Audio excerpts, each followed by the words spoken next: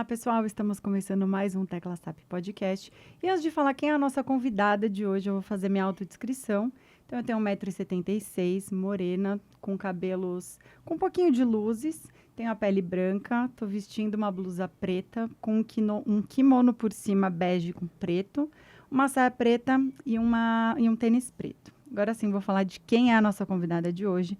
Ela que é filha da Mônica, neta da Maria, esposa do Edson, pós-graduada em gestão comercial com 20 anos aí de experiência em empresas multinacionais, uma das responsáveis pela expansão comercial da Swarovski no mercado B2B, palestrante, mentora, colunista da Meia Mensagem, membro do Advisory Board do 30% Club Brasil e atualmente CEO da Pine PR. Fabi Ramos, seja muito bem-vinda à Tecla SAP. Caro, que alegria estar aqui. Obrigada pelo convite. Eu que agradeço. Vou pedir para você fazer sua autodescrição. Enquanto você faz, vou te servir aqui uma aguinha fresquinha da nossa apoiadora aqui, que você conhece bem, Muito Europa. bem. Hidratando as mentes criativas aqui com a nossa jarra e apoio. Então, começarmos hidratadas. Exatamente. Então, faça a sua autodescrição. Minha autodescrição, então, eu sou baixinha, tenho 1,60 m, cabelos escuros, na altura do ombro, olhos castanhos e um vestido preto. Fabi, antes de tudo, eu quero que você fale quem é Fabiana Ramos. Olha, Fabiana Ramos, ao longo desses 39 anos de vida, que eu não tenho problema nenhum em abrir a idade, eu acho que algo que me traz muito até esse momento é essa minha vontade de ser feliz, de realizar e de fazer o melhor pela minha família e pelo meu futuro. Então, posso dizer que a Fabiana Ramos é alguém incansável, em busca da felicidade e da realização. Que lindo isso. Verdade. Maravilhoso. Fabi, você veio da área química e hoje é CEO da Pine. Como que foi essa trajetória toda aí na sua vida? Daria uma novela, tá? Mas tentando resumir aqui um pouquinho para vocês, né, da minha trajetória, eu sempre aproveitei as oportunidades que a vida foi me mostrando. Eu entrei por acaso numa indústria química com os meus 17 anos para ser telemarketing, vi oportunidades ali dentro de crescer. Eu tinha entrado nesse emprego para juntar dinheiro para fazer uma outra faculdade, mas ali eu fui crescendo e falei, opa, é um mercado que tem espaço, que tem chance, vou ficar por aqui. Acabei fazendo, né, a faculdade de Química, fui me especializando na área de polímeros, que é uma área aí super bacana, né, de trabalhar. Eu trabalhei muito com a indústria automotiva, com a indústria moveleira, com a indústria de cosméticos. Visitei muito chão de fábrica, conheci bastante coisa legal. E o meu foco, na verdade, apesar do conhecimento químico, sempre foi a área comercial.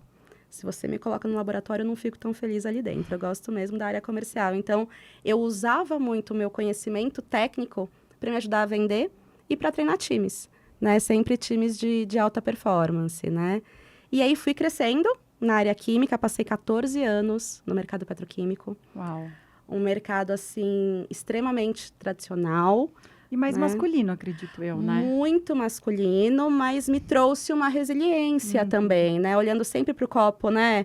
Mais, um pouquinho mais cheio do que vazio, me trouxe uma resiliência, me mostrou que tem alguns momentos que a gente precisa impor um pouquinho, né? A nossa voz, conquistar o nosso espaço. Então, foi uma escola muito positiva para mim, né? Mesmo quando eu olho as experiências que também não foram tão positivas no meio do caminho. Né? Então, eu fiquei aí 14 anos no mercado petroquímico, muito realizada. Cheguei num cargo de gerência, atendi a América Latina também no mercado petroquímico, quando me veio um convite inesperado de ir para o mercado de luxo, para a Swarovski.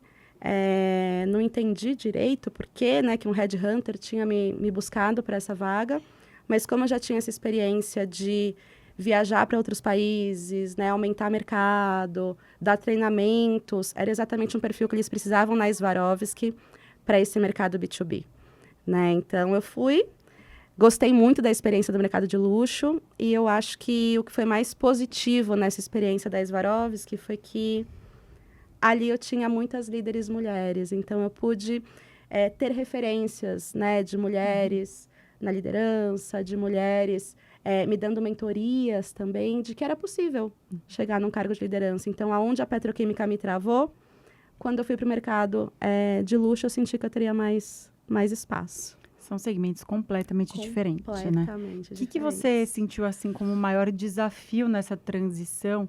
Eu não digo que é transição de carreira, né? Mas é uma transição de setor aí. Eu acho que a gente tem que estar sempre aberta a aprender, Caru. E quando a gente tem força de vontade e tem pessoas dispostas a ensinar, tudo é possível. Quando eu entrei no mundo petroquímico, eu tinha 17 anos, tive que estudar, me especializar. E foi da mesma forma no mercado de luxo, né? A empresa nos dava muitos treinamentos, eu tinha um time ali me apoiando também, me dando treinamentos. Eu pude vivenciar coisas novas que me incentivavam também a estudar bastante do mercado. E foi um mercado muito gostoso, foi uma experiência muito bacana ter passado 3 anos. Tive chance de visitar a Áustria, visitar a fábrica da Swarovski. Então, foi muito bacana. Não, sem dúvida, uma experiência, né, super incrível. Principalmente nós mulheres, que a gente adora, né, uma coisa assim, né, acessórios, enfim, eu acredito que E é acompanhar legal. a produção das peças, acompanhar como os cristais são feitos, que aí entra a parte química também, né? Então, assim, tinha uma ligação do porquê eles estavam procurando alguém dessa área química também, né? Porque eu tinha que entender qual cristal que grudava melhor num couro, numa roupa, num sapato. Ai, que incrível. Então, tinha toda essa questão também. Você sabe até que falando aqui de algo que não tem nada a ver, no começo da Cuba a gente atendia uma empresa que fazia capinha de celular personalizada com produtos licenciados Disney. E aí teve uma coleção das princesas Disney com Swarovski e a gente que desenhava para onde ia colar os cristais da Swarovski e saíram as capinhas com a marca com a collab. Aí você falando de Swarovski, é que faz 8 anos isso, eu já nem me lembrava, que legal, já trouxe essa memória afetiva aqui também. A Cubo já estava aí embutida de alguma forma no mundo dos cristais. Bacana. E Fabi, depois você fez outra transição, né? Saiu da Swarovski. Outra transição. Aí conta você, que eu Olha, já sei. é o tal de abraçar as oportunidades que aparecem, né? Bateu alguém na minha porta, eu falei, opa, vamos analisar e ver se faz sentido, né? Eu acho que depois que eu passei 14 anos no mercado petroquímico, e eu já estava cansada e continuei ali mais um tempo.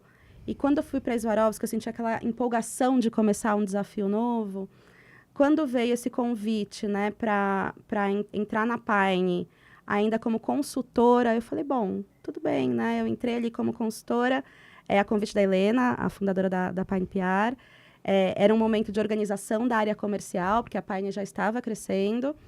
E ela me pediu essa ajuda. No primeiro momento eu falei não. No segundo momento eu falei ok, vamos por 2 meses. E corta para 4 anos e meio depois. Né? E você é CEO hoje, né, da Pine. Então, você teve muitos desafios e transformações lá dentro. Sim. Tem cases impressionantes aí. O quanto que vocês triplicaram de faturamento nesses anos todos e quintuplicaram de time. É isso. Como? Bala de prata aqui pra gente.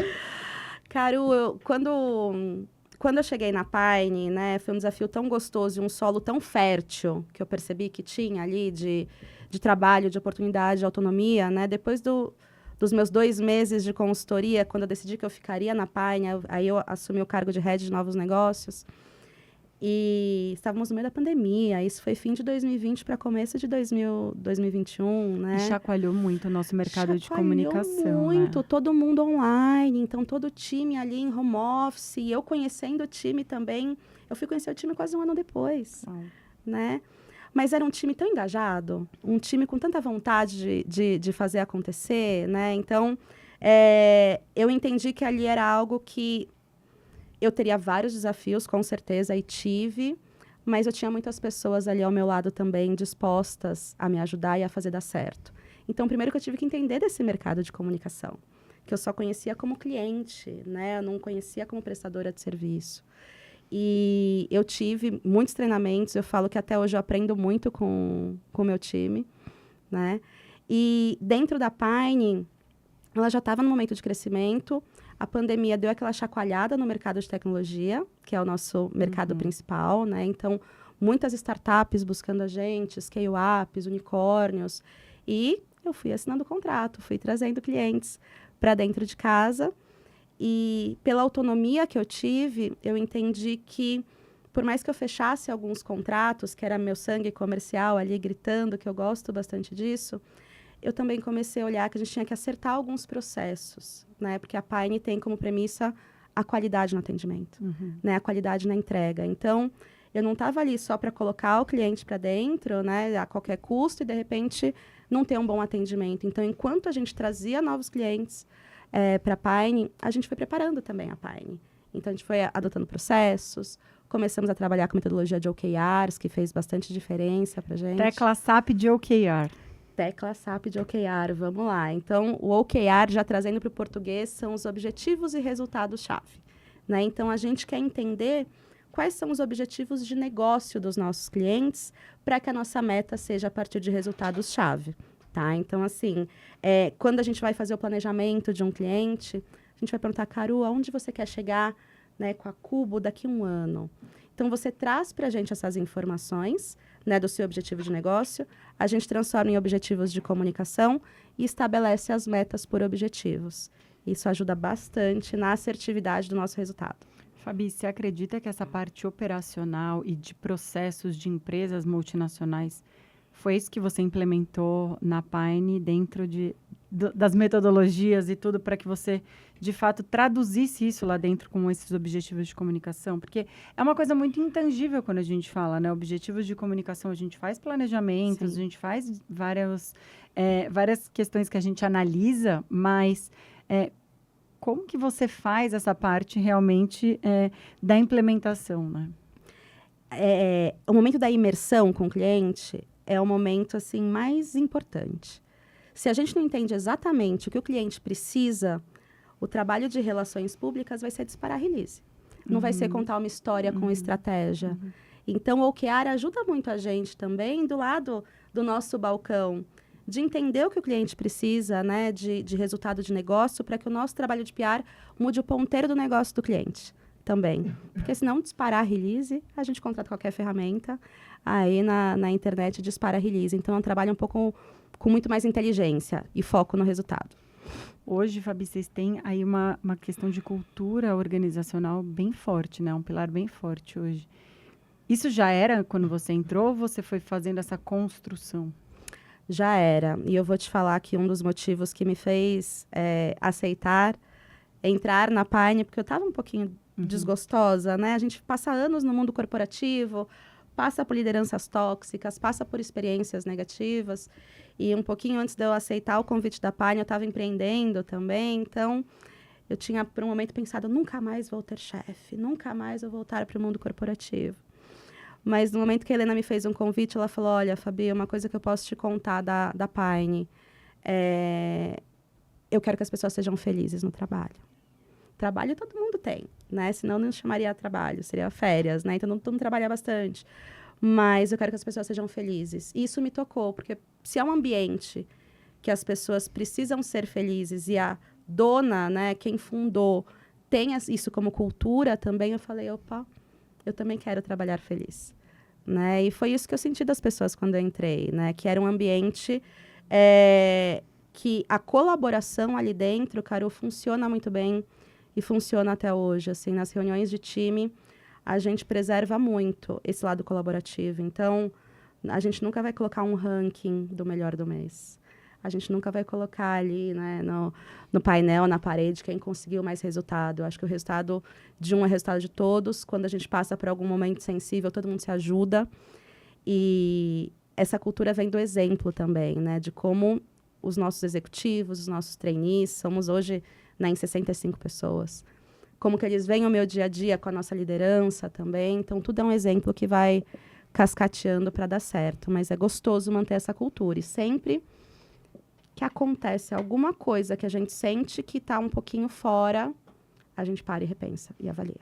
Sabe o que é muito legal nessa sua fala? Primeiro que você lidera times de alta performance, porém você não traz tudo que a gente escuta como alta performance. De assim, trabalhar do fim de semana, de fazer várias coisas, e assim, toca o sino, o megafone, coloca foto do cara, enfim. É diferente, né? É uma parte mais humanizada disso, né? Então, vai contra os grandes gurus aí do que eles falam. Eu acho que como eu vivi muito o lado de tocar a buzina quando batia a meta, de passar aquele nervosismo no fim do mês, porque tinha que bater meta a qualquer custo, não é isso que eu desejo. Para o meu time, não é essa a cultura da Pine. Então, a gente conquista resultados dando treinamento para o time, para que o time se sinta confortável, né, em conseguir analisar bem o cliente, em conseguir fazer um trabalho de forma cuidadosa, mas com respeito também. Acho que um dos valores da Pine é o balance is good, né? Então, quanto você equilibra a sua vida profissional com a vida pessoal, porque a gente tem uma geração hoje que eu costumo brincar assim, que eles são bem mais inteligentes do que nós fomos, porque a gente aceitou muita coisa, né, Caro, nas experiências passadas. E essa geração fala, opa, não, eu tenho aqui minha vida pessoal, isso é importante para mim. E eles estão certos, né? Então, a gente não pode passar do limite, né? Isso, para nós, assim, tem funcionado super bem. Tanto que grande parte aí do nosso time está em São Paulo, em home office. A gente vai para a Pine 1, 2 vezes por mês. E tá tudo bem. Tem funcionado super bem. Isso é muito legal, né? De ter essa autonomia e, olha, se o resultado é esse, queremos trabalho feliz, você não precisa ficar 3 horas no trânsito. Não. Na Cuba a gente funciona super assim, até porque a gente tem gente espalhada em vários outros lugares, inclusive países, e isso funciona, né? Obviamente, tem alguns momentos que a gente precisa se encontrar, se conectar fisicamente, mas a tecnologia nos permeia muito, né? A gente trabalhar de uma forma funcional, com esse time, espírito de liderança dentro disso. Uma dúvida, Fabi, quando você entrou, eu não sei se já era nessa estrutura que está hoje, né? Até porque quintuplicou a quantidade de pessoas, mas mais de 80% são mulheres e dessas, mais 70% do quadro são mulheres em cargos de liderança. Sim. Isso foi algo natural que aconteceu? Foi algo natural, né?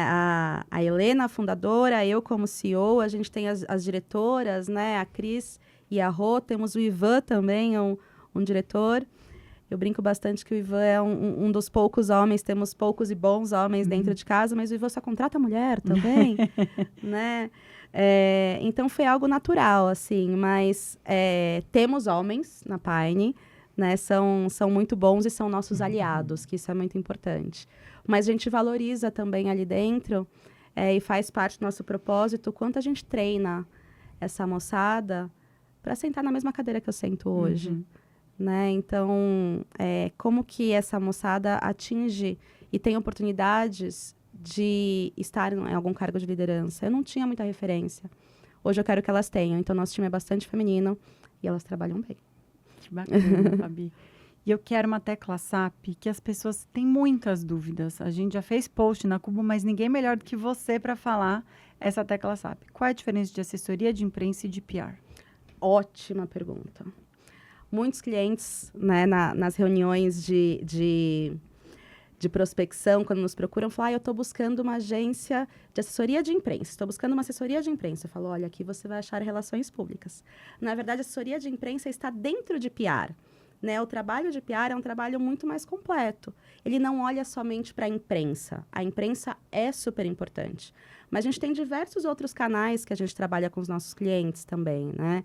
Então, desde participar de eventos, desde mapear prêmios para os eventos, para os clientes poderem participar, né? Todo esse olhar mais holístico também, 360, para as redes sociais, para encontros de relacionamento. Essa visão de influenciadores, a gente também não pode esquecer hoje do marketing de influência, que também está tudo dentro.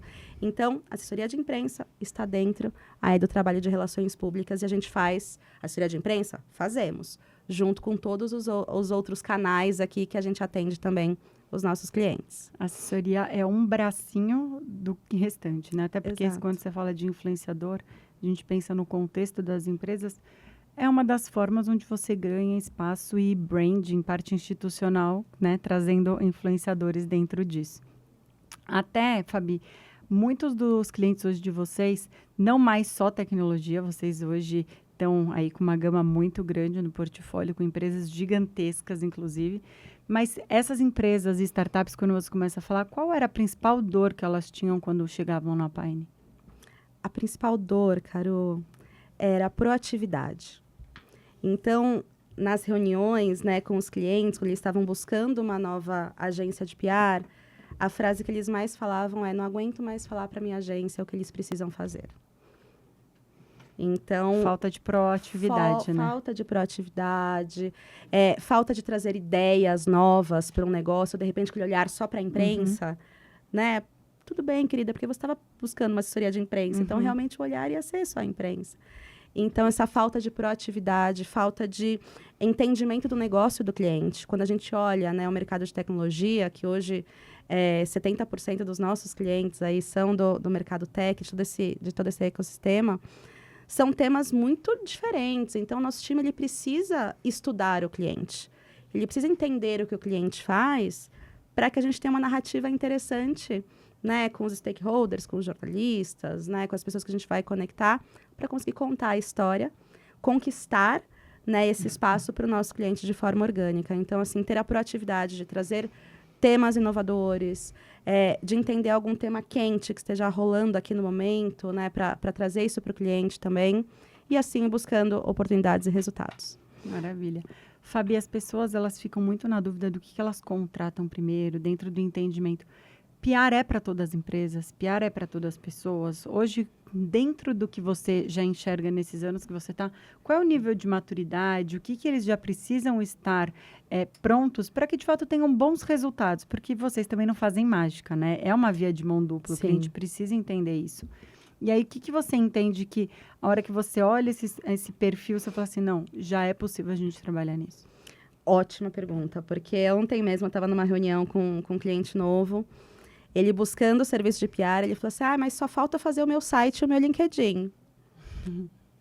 Falei, então vamos fazer o seguinte, faz o seu site, faça o seu LinkedIn, né? Então, a partir do momento que você contrata uma agência de PR, você vai ter visibilidade. Você vai construir a sua reputação junto com a gente, né? É um momento que você vai colocar o seu negócio, a sua imagem como porta-voz ali em exposição e as pessoas vão ali querer entender o que você está vendendo, o que você está oferecendo. Então, eles vão dar um Google, vão cair no seu site. Cadê o site? É um investimento que você tem que fazer, né? Exatamente. Então, assim, precisa ter, obviamente, um site, um LinkedIn, né? Mas você precisa ter um negócio bom já acontecendo, né? Não tem como você fazer a propaganda de algo que não exista e não tem como você divulgar e querer construir autoridade em cima de algo que não deu certo. Claro que a gente tem, né, startups naquele momento de MVP ou que estão pivotando, mas já funciona daquele jeito e eles nos bastidores estão ali melhorando ainda mais o negócio e tá tudo bem. Mas não pode testar o serviço ou o produto junto com o PR, senão não vai dar bom. Maravilha. O que você enxerga hoje de cenário Brasil? Quanto que a gente está à frente de outros mercados internacionais aí? Dentro de tudo que você conhece? Já fez evento fora do país? Sim. Enfim, tem muita coisa aí. E você foi minha convidada, eu fui, minha com o maior palestrante. prazer. Fiquei honradíssima com esse convite. Foi muito bom, Carol. O Brasil está muito à frente de muitos países, né? Principalmente quando a gente olha América Latina, né? Quando a gente olha Europa também, né? Tanto essa parte de influenciadores, o quanto a gente dá de atenção também nas redes sociais e usa as redes sociais ao nosso favor, né? Então, o Brasil está, sim, à frente de muitos países. Em termos de criatividade, eu ainda gosto muito do que eu vejo da criatividade dos americanos, né? Então, quando você olha os cases de PR dos Estados Unidos, tem umas ideias que você fala, caramba, como a gente não pensou algo assim aqui no Brasil? Então, eu enxergo que aqui no Brasil a gente tem uma potência, né? Porque a gente trabalha bastante, é cultural, né? Não dá 6 da tarde, né? E a gente abandona o cliente. Claro que se tem um problema, a gente está ali, né? Para suportar o cliente. Mas, quando a gente olha o mercado lá fora, o Brasil está muito bem posicionado em relação à América Latina, em relação à Europa. E em relação aos Estados Unidos, eu ainda acho que a gente tem muito que aprender com a criatividade e com os cases que eles constroem lá. Eu vejo, inclusive, que é legal você trazer esse cenário americano, porque a gente vai muito mais para uma linha próxima de estar dos americanos do que dos europeus, né? Sim. Então, tem essa nossa dinâmica, nossa rotina, essa questão que a gente tem de coisas mais ágeis do que aquele lifestyle e glamour de Emily in Paris, né? Exato. Maravilha, Fabi. E aí, como que você entende, por exemplo, quais são as principais coisas para emplacar em alguma matéria, alguma coisa? O que a pessoa ou a empresa precisa trazer de dados e informação, né? Porque jornalista não vai publicar qualquer coisa, só falar, olha, minha empresa, compre aqui, né? Então, o que tem de coisas aí que a gente poderia passar para o pessoal que está assistindo o que eles teriam que passar para jornalistas e ver se é o momento? Vou dar uma dica aqui bem poderosa para todo mundo que busca o serviço de PR. Quando a gente olha, né, para o interesse do público e para o interesse dos jornalistas ou dos stakeholders em geral, todo mundo gosta de dados. Então, não é gostoso você estar lendo ali uma matéria e você fala, tal empresa conseguiu tantos milhões de investimento, né? Passou por uma rodada aqui de captação e conseguiu tantos milhões, né? Então, assim, primeiro, ter dados é importante. Claro que não precisa ser um número absoluto aberto. A gente tem muitos clientes que falam, olha, a gente pode usar um percentual, a gente não quer abrir números, tá tudo bem. Né? A gente pode falar de taxa de crescimento, pode falar em percentual, mas a gente precisa ter dados relevantes para contar para o público que vai ler. Agora, o que é notícia depende do seu negócio. Né? Então, assim, tem empresas que resolvem dores, né? Dentre os nossos clientes, né? A gente tem Purificadores Europa, cliente Fine também. A gente tem Heineken, Cielo, Banco BV, uma lavanderia. Mas dentre os nossos clientes, né? Poxa, tem a Vitude, da Tatiana Pimenta, né? Que é uma empresa que conecta psicólogos a pacientes. E ela está desde 2018 nesse mercado de terapia online, quando começou a ser aprovada a terapia online. Então, poxa, o quanto que foi bacana a gente dar essa notícia para o mercado, que você nem ia mais precisar pegar trânsito, que já estava aprovado pelo Conselho Regional de Psicologia, fazer uma terapia online. Né? Claro que em 2020, acho que todo mundo fez terapia online, porque a gente, né, passou por aquele momento de pandemia e a terapia foi super importante para todo mundo, mas noticiar coisas desse tipo era muito bacana, porque é algo inovador. E que resolve um problema da sociedade. Então, dentre tudo que a gente pode contar de números, de investimentos, de captações, é super bacana. Mas quando a gente resolve a dor de um público, eu acho que tem um gostinho especial. E é muito legal porque você fala de nichos completamente diferentes, né? E quando a gente traz...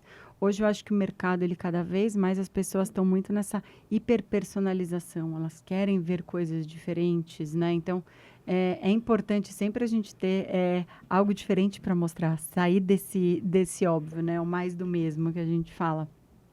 Como que você vê essa parte de tecnologia funcionando nisso? Você falou aí da parte das terapias e tudo mais, mas outras coisas que hoje facilitam muito para essa parte de comunicação, esse merge aí com jornalistas, por exemplo. E também com IA, né? Exato. Que já é uma realidade no nosso dia a dia. Né? O quanto que a gente não consegue trazer a inteligência artificial para melhorar os nossos processos internos, para trazer produtividade para o time.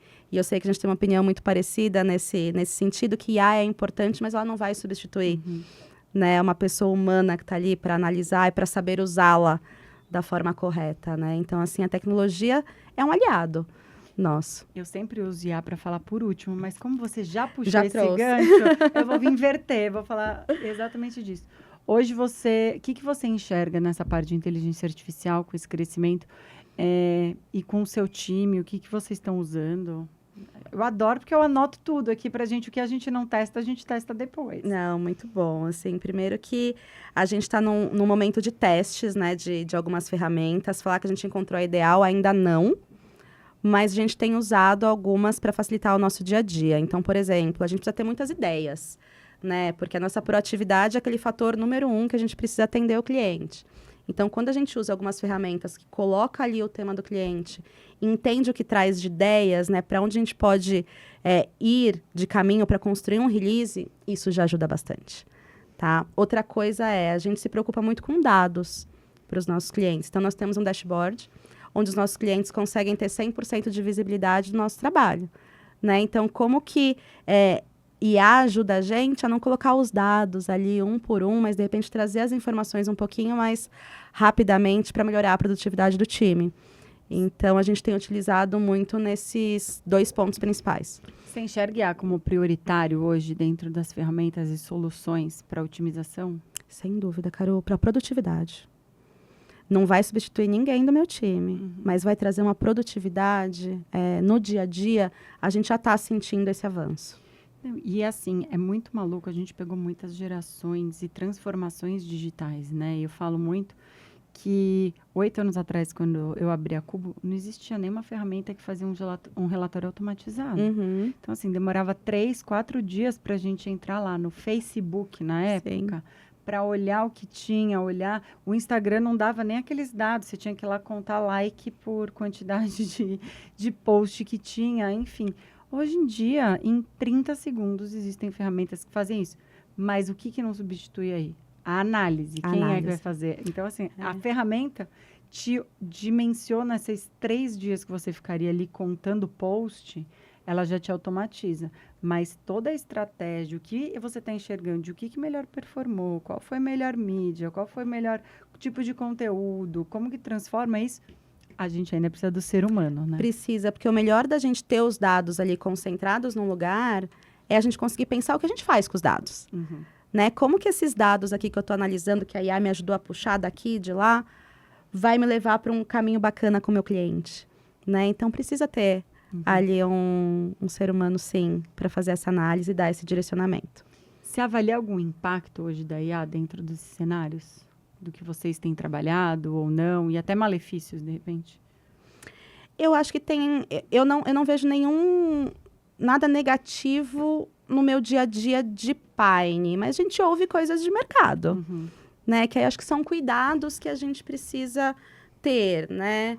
Um cliente contrata uma agência de relações públicas, ele passa por uma imersão com você, para você entender a dor, para você construir um release institucional, pegando o tom de voz do cliente, e de repente você não pode deixar só aquela ferramenta do ChatGPT, colocar ali o tema e deixar rodar sozinho. De ponta a ponta. Não, eu acho que é perfeito isso. Você sabe que a gente fez um teste, e aí até o Thiago do nosso time aqui, ele falou assim, sabia que o ChatGPT mente? Hã? Como assim o ChatGPT mente?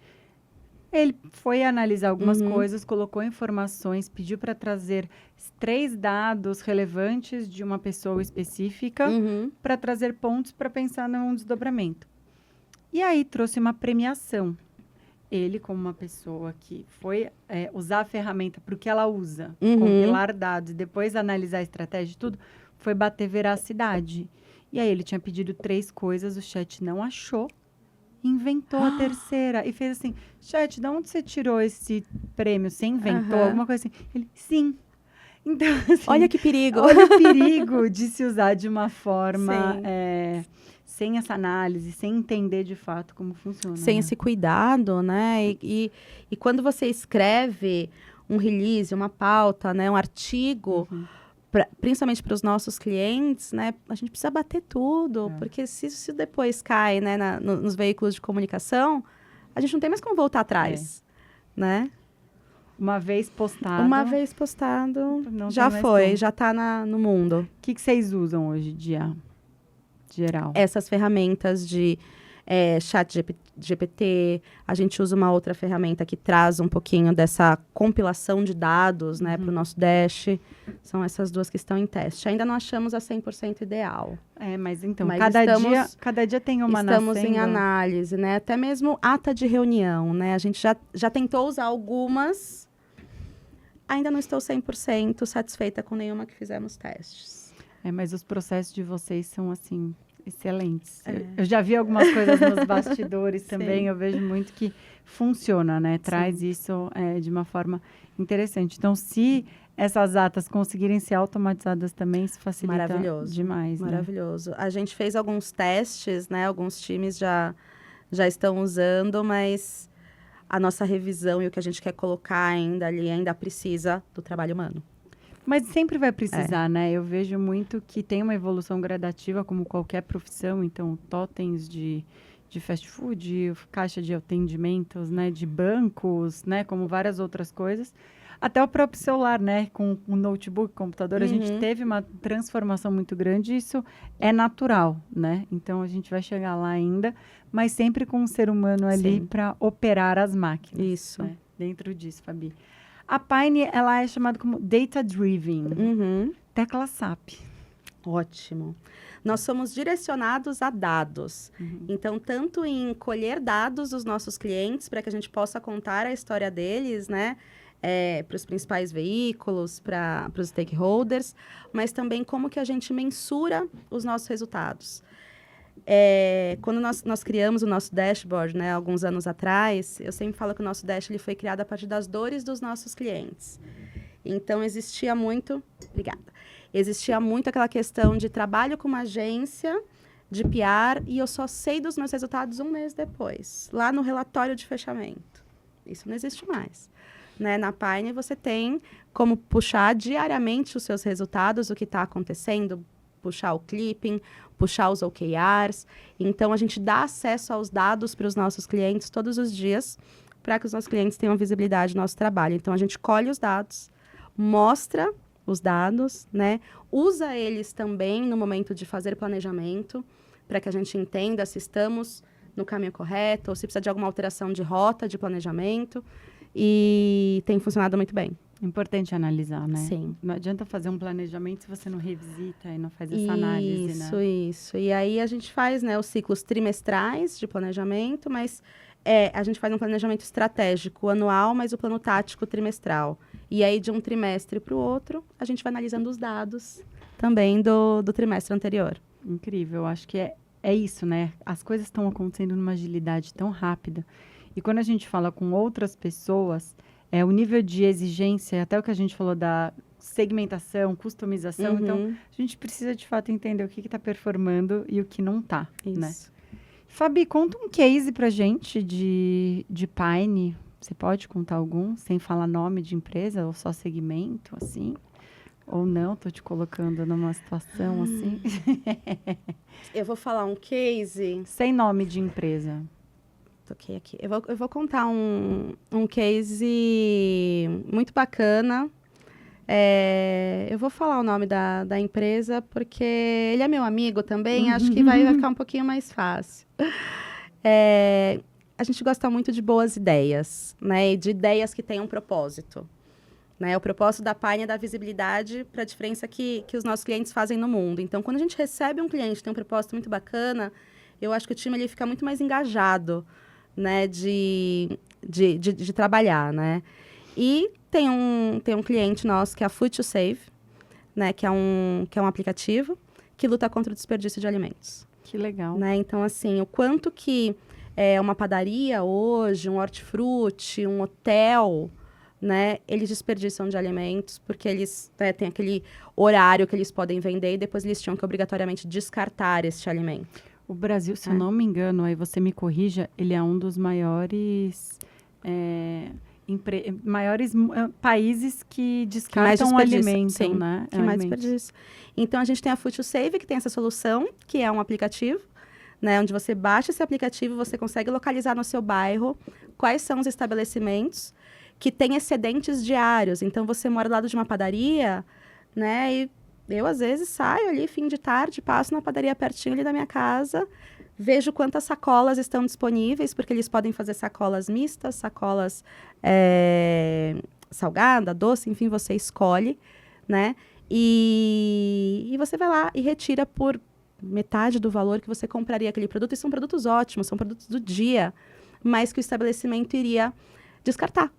São produtos, por exemplo, que assim, você não sabe o que vem, é isso? É uma assim, sacola surpresa. Você escolhe entre doce, salgado ou mista.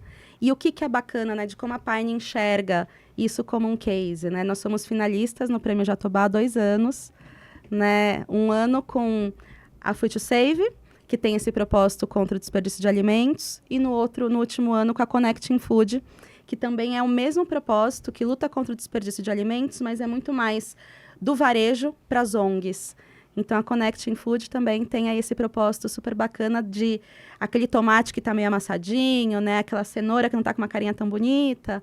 Ao invés de ela ser descartada, existe todo um processo ali que a Connecting Food, ela conecta o varejo com as ONGs e aí esses alimentos vão ali para realmente quem precisa. Então, noticiar isso é muito bacana. E a gente faz parcerias com influenciadores, a gente faz parcerias a gente tem vários encontros de relacionamento, né? Participa de eventos junto com eles para entender o quanto eles estão mudando a vida das pessoas de alguma forma e deixando de desperdiçar. Acho que já somando os 2 clientes, aí o número é altíssimo de toneladas de alimentos que deixaram de ser desperdiçados. E quando a gente fala, né, de pessoas que passam fome, porque Sim. não é a nossa realidade aqui, mas a gente sabe que no Brasil existe, né, uma desigualdade muito grande nisso. E pensar nesse propósito realmente é incrível. Então, a Connect, ela seria, por exemplo, a conexão de uma rede de supermercados com uma ONG. Com uma ONG.